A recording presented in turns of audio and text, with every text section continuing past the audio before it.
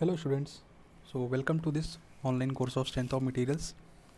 So in the previous lecture we have discussed about the syllabus, like what are the things we are going to cover in this course. So let us start this subject. So let us first try to understand what is this subject all about, why we are studying strength of materials or mechanics of solids. So mechanics of materials is a branch of applied mechanics, okay? So it is a branch of applied mechanics that deals with the behavior of solid bodies subjected to various types of loading. So what we will be doing, we will check the response of the body when it is subjected to various types of loads. So other names for this field of study are strength of materials or mechanics of deformable bodies. This we have already discussed in the introductory lecture. So what is the principal objective of this subject? It is to determine the stresses, strains and displacement in the structure and their components due to the load acting on them. So when you will be designing the structures or when you will be working in the field, so what is the main concern for you? So the main concern will be that the structure should fulfill the purpose for which it is designed. So we should not allow the stresses or the displacement up above the permissible limits, so that we have to check. This can be checked or this can be analyzed by the help of using this course, the concepts which you are going to learn. So we have to determine the stresses, strains. With the help of strains we will be determining the displacements, and in the structure, and like the structure which you are going to build or which you are going to design or which you are going to deal with will be made up of various components. Like if you are making a building, so this will be your building, okay? If this is ground level, so some kind of foundation is also provided, so this is foundation. So this whole building will be built by using various components. This is superstructure, this is substructure, and various designs, like various components inside the building will also be there. So we have to check for the stresses, strains and various displacement which are going to occur. Now if we can find these quantities, like stresses and strains are determined for each and every component, then and we have to make sure that the structure is not going to fail.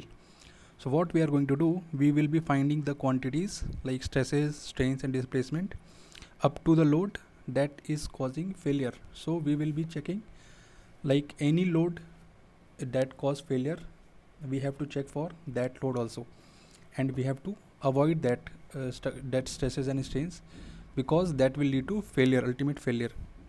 So if we are going to analyze all these things, we will be having a complete picture of the mechanical behavior of these structures. So after doing this analysis only, we are going to design. So what we are going to do, we will be doing the stresses, then we are going to design the component based on that stress, okay? So an understanding of mechanical behavior is essential for safe design. Why we are going to do this? Because we need our structure to fulfill its purpose. Like if the structure is designed for 100 kilonewton or any other any like general load, so it should not fail. It should not fail below that load. If it is failing, that means we have designed a very wrong design we have done. So that is we have to keep in mind. So this strength of materials is like common for mechanical engineering and civil engineering, and also aerodynamic people are also using it, because these fields are dealing with the structures. So in aerodynamics we are going to deal with aeroplanes, and mechanical engineers are dealing with the mechanical machines, and we will be dealing, as a civil engineer we will be dealing with bridges, roads, like buildings are there. So we have to be very much careful for the stresses which are going to generate by the loading. Now statics and dynamics, which we have learned in the engineering mechanics, these fields are also essential, but that like I have told you in the introductory lecture, that in engineering mechanics the bodies which we were dealing with were the rigid bodies, okay? And those are only in those like statics and dynamics, we were doing the like force analysis only, like what is the force, what acceleration it is causing, what will be the velocity and all the things. Now in mechanics of materials we go one step further. So as I have told you, the engineering mechanics was the foundation for your further courses like strength of material, structure analysis, and RCC design, steel design. So engineering mechanics was your foundation course. Now we are moving one step further, which is this strength of material course. And what we are going to exactly do, we will be examining the stresses and strain inside the real body, that is bodies too of finite dimension that deform under loads. So in rigid body the deformation was not possible, but like for the deformable bodies, like the bodies which are in real, they will be deformed, because rigid body is a hypothetical concept. But to make our calculations easy, we assume that bodies are rigid, but in actual field the bodies will be not rigid, they will be deformable bodies. So if body is going to deform, so stresses will be generated, and for against those stresses strains will come and displacement will occur. Now to determine the stresses and strains, we use the physical properties of the material as well as numerous theoretical laws and concepts, like Hooke's law we are going to use, and various theoretical laws and concept, like various compatibility equations we will be dealing with. Why we are dealing with, we have to determine the stresses and strains. And the most fundamental concept in mechanics of material are stress and strain. So stress and strain, these like all this full course is will be revolving around these two concepts, stress and strain. Either you have to calculate the stress and or you will be calculating the strain, one and the same thing. Like in there is compatible equations, so if you are getting the stress you will be easily able to calculate the strain. If you are getting strain, then you can convert the strain into the respective stress by using different laws which we will be dealing. And these concepts can be illustrated in the most elementary form by considering a prismatic bar subjected to axial force. So this is the bar. What is a prismatic bar? A prismatic bar is a straight structural member, okay, having the same cross section throughout its length. So cross section area is not going to change.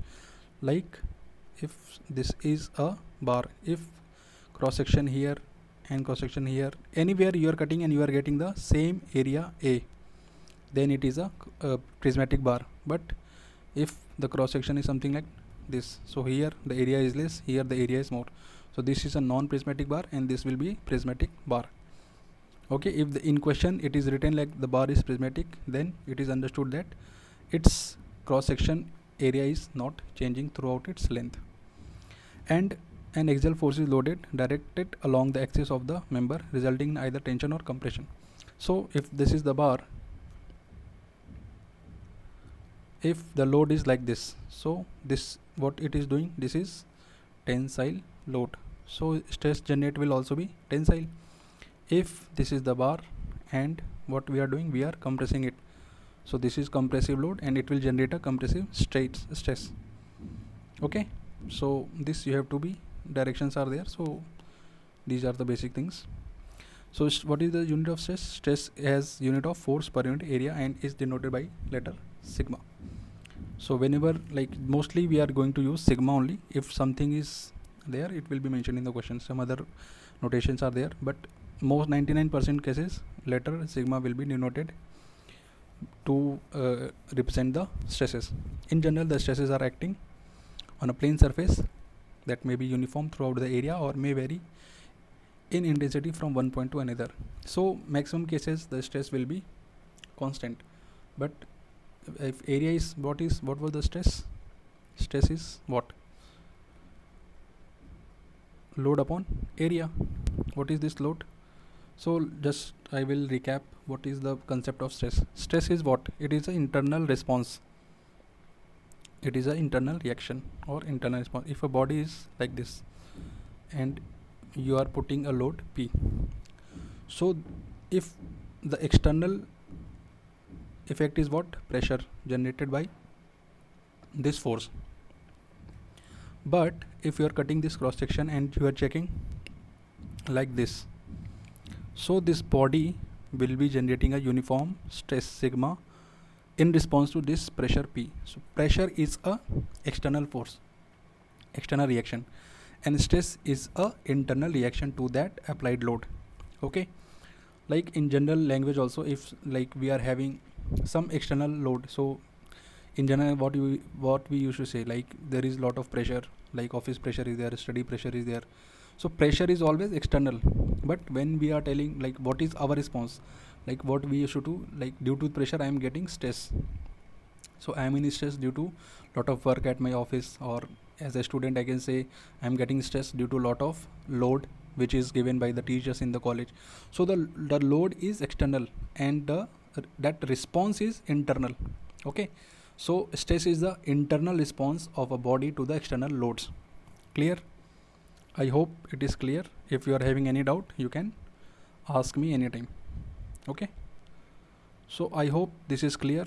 So I want to end this lecture here only.